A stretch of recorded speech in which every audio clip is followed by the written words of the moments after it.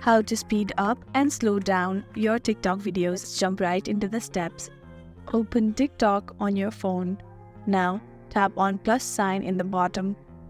To slow down or speed up the video, while recording the video, you want to tap on speed on the right hand side corner. You want to speed up or speed down by tapping on 3 or 0.1. Now, record the video as you like, and then when you're done, tap on the tick mark on the right hand side corner. So here you can see the video is speed up. That is for before recording the video. Now for the video that you have already recorded, and to speed up the video, you want to discard this and tap on upload in the bottom right corner.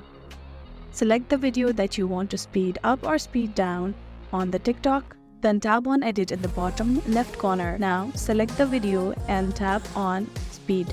To speed up, slide to 2x or 5x or 10x, and to slow down, reduce to 0.1, 0.2 or 0.5 to 0.9x. Now I'd like to speed up, so speeding up and then tap on save. So you can see the speed of the video has increased, and if you want to post it, tap on next and post it into TikTok. And that is how you can speed up or slow down TikTok videos. I really hope this video helped you out. Thank you so much for watching till the end.